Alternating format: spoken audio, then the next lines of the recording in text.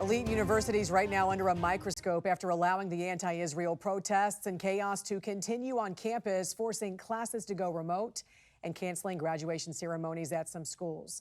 Now, these universities are not only heavily subsidized by you, the taxpayer, but also by foreign entities and governments from the Middle East. CEO and founder of watchdog organization OpenTheBooks.com, Adam Andrzejewski, breaking down the numbers for us this morning. Good morning to you. Happy Friday. Happy Friday, Jan. So our top universities have received billions of dollars from Middle Eastern countries over the past 25 years. Which ones and how much do they give? So every single country defined in the Middle East has given money to U.S. colleges and universities. This is breaking right here on the national desk this morning. The UN says there's 17 countries by definition in the Middle East. We also included Egypt. And here's the grand total. It's $11.3 billion, and most of that given to U.S. colleges and universities over the course of the last 25 years.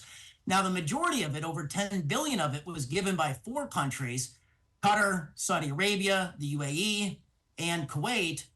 Israel has given only $300 million, so it's a drop in the bucket. And the next four countries in the Middle East, that's Bahrain, Turkey, Oman, Egypt, they've given twice what Israel's given. That's $600 million. By contrast, China, over that period, gave $2.8 billion.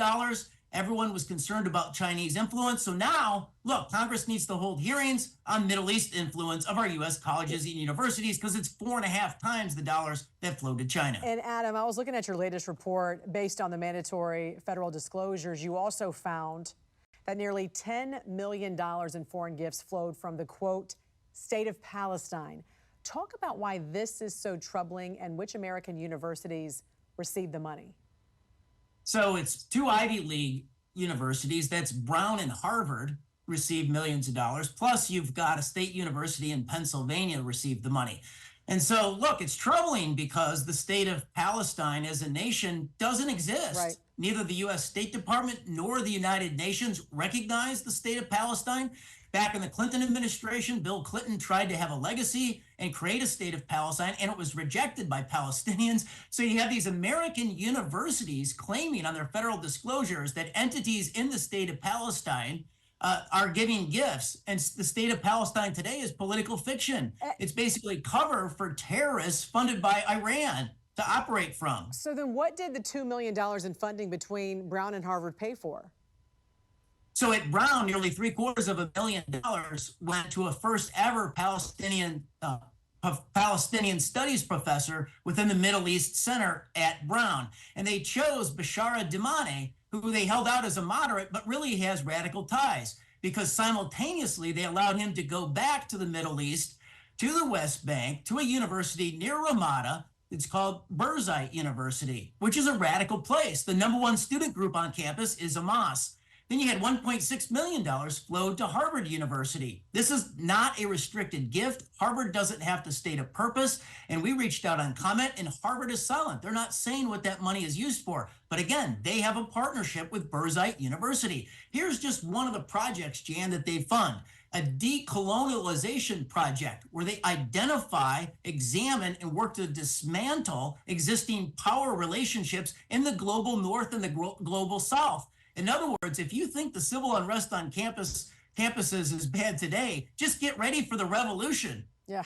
Another red flag I saw in your report was Indiana University of Pennsylvania. The $7.3 million in foreign funding paid for foreign student tuition. So what are the public policy issues in play here? Yeah, it was a tremendous amount of money, $7.3 million, and it paid the tuition and fees for Palestinian students on contract. But again, the entity that paid it, there's a transparency issue. So look, I think it begs the public policy question as to whether or not our state universities, our government Pennsylvania schools, are unabashedly American. Are they serving the American public interest, or are they morphing their mission into this international area? What kind of oversight is necessary here, and why isn't Congress already getting involved in this? Well, 100% Congress needs to hold hearings. Look, we've got civil unrest on college campuses. You've got Jewish students being threatened, our campuses being trashed. graduations being canceled. And Jan, look, Congress needs to get involved because the American people, we need accountability. CEO and founder of watchdog organization OpenTheBooks.com, Adam Andrzejewski, thanks for joining us. Have a great weekend. Thank you, Jan.